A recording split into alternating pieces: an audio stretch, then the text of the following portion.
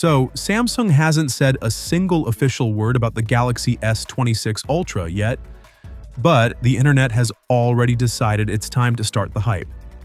A so-called hands-on video of the Galaxy S26 Ultra has popped up online, and at first glance, it looks legit.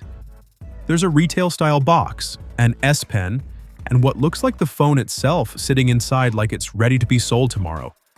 But once you look a little closer, things start falling apart pretty quickly. The box looks convincing in the way all good fakes do. Clean design, that minimal Samsung look they've used for the last few years, silhouette of the phone on the front, simple branding. It's all there. The S Pen is placed beside the phone to make everything look cinematic and dramatic. But here's the problem.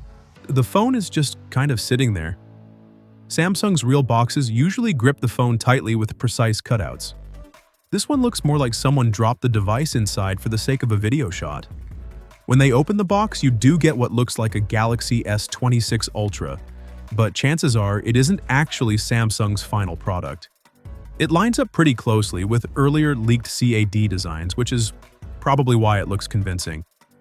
You see two vertical columns of camera rings on the back, a fresh-looking camera bump layout, multiple sensors, the TOF sensor, LED flash, different focal lenses, and that whole serious flagship energy Samsung's Ultra phones usually have. On paper, it checks all the boxes of what we're expecting. But look at the details, and things stop adding up. The build quality of the camera rings doesn't look as premium as Samsung's real engineering normally does. The finish feels slightly off, almost like the kind of plastic models accessory manufacturers use to make cases before the real phone is even finalized. And that's exactly what this probably is. One of those dummy units created from leaked CAD files, built just to get dimensions right and shipped to content creators so they can show what the phone might look like. The interesting part is that even though it likely isn't a real working phone, it still tells us a lot.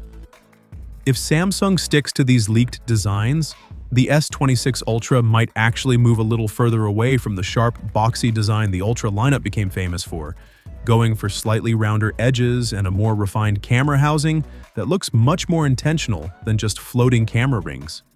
So yeah, that viral leak?